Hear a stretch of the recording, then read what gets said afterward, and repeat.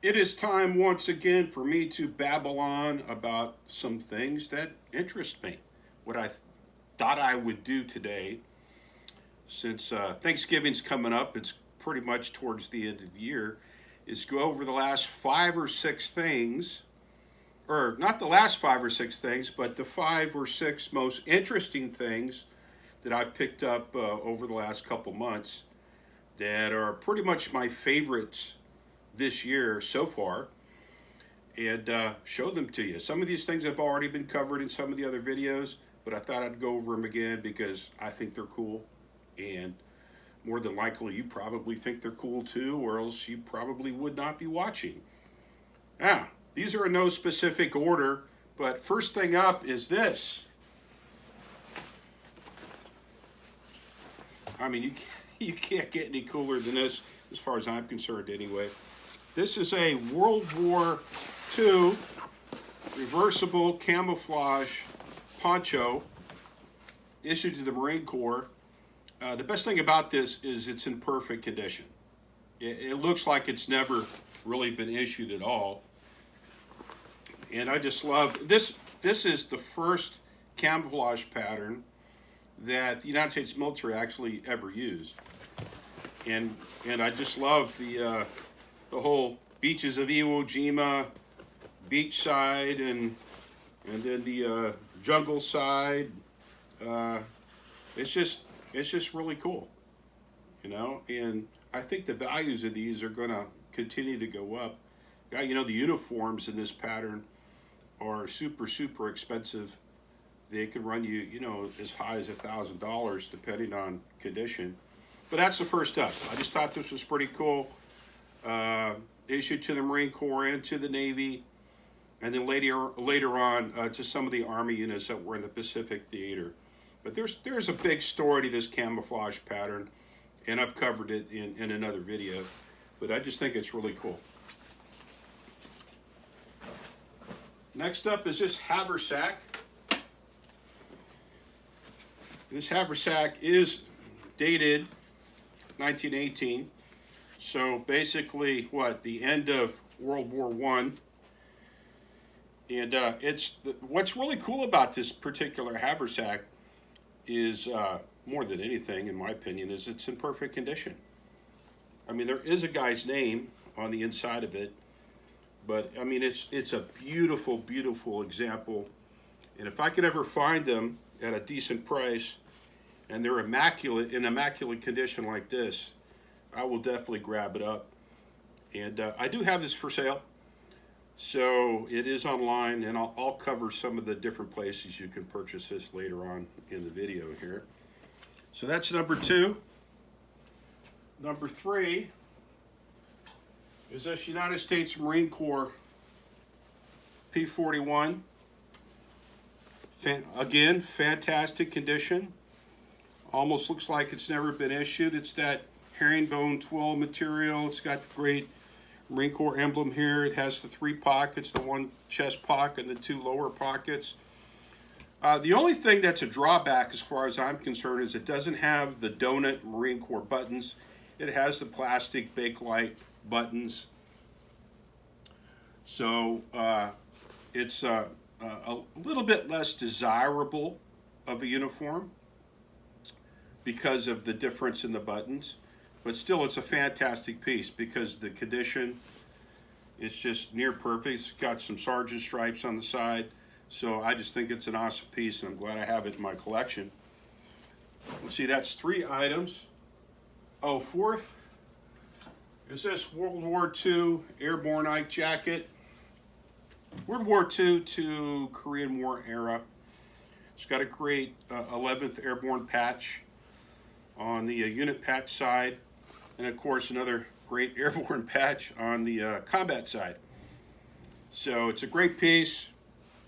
No damage to it whatsoever. It's not full of moth holes or moth nips like you usually get on some of these jackets. So that's a favorite. Anything airborne or Ranger related is something that I always kind of gravitate towards. So I actually got 2 of these jackets. One has a combat patch, one doesn't. I usually try to buy things in 2s. So just thought that was pretty cool.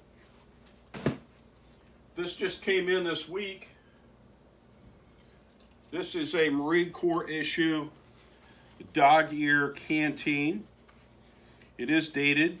The canteen cup and the canteen itself is dated 1945. It's a great, highly sought after collectible canteen with the canteen cover. But the best part about this, besides the fact that it's a dog ear, what they call dog ear canteen cover, is that it has the Devil Dog's name etched right into the canteen. So that's a prize. And it's fantastic condition. It still has the cork liner inside the cap. So it's a great piece. Excuse me, and I'm glad to have it. Oh, don't you just love that sound? Wouldn't be cool if you were in the middle of combat. Now these dog ear canteen covers weren't used very long. The Marine Corps didn't really like them. I mean, they look cool. They are rarer, but they were used just for a short period of time because, you know, you can imagine this on the hip or back here, and you're trying to get to your water, and these longer things are kind of, you know, kind of strange to try to unhook and drink out of, and then to put them back together, and then these big old things, they flap around and they can make noise, and it's not a good thing when you're trying to sneak up on the enemy, right?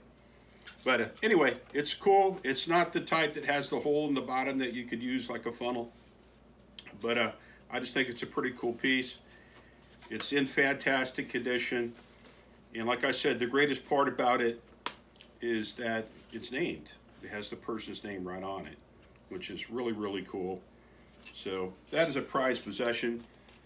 Let's see, that's 5. 1, 2, 3, 4, 5. And I'll call this one an honorable mention. This is a tote that I purchased. I did pay up for this because, you know, it's an upcycled, handmade. It's in fantastic condition. I mean, they used a World War II duffel bag to make it with. The leather that's on the bottom and on the straps are really, really high grade, very thick. It has, you know, the liner, has a great liner, 2 inner pockets, and that magnetic connector right there, magnetic snap. And it's just in fantastic condition. And I use that when traveling and use that when I'm going out, you know, sourcing in different places. But that's my honorable mention. And that's, of course, I buy so much, excuse me, throughout the year, and a lot of it sells. And sometimes I don't even remember what I have. But the 5 things that I can think of here lately, those are it. Excuse me. And the name of my shop, if you don't already know it, is the Lost Paniolo. Paniolo is a Hawaiian cowboy. I lived most of my life either in Hawaii or Texas. Excuse me. And that kind of marries both of those together. I have family in Hawaii and of course, family here in Texas. So the Paniolo is a Hawaiian cowboy, and a Lost because I'm 60 years old and I've lived in like 52 places.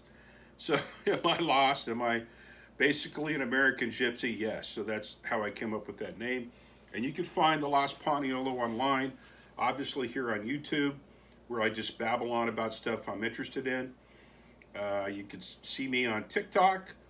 And then, of course, to buy or purchase from us, you can go to our Depop store, our Etsy shop. We're also on Mercari.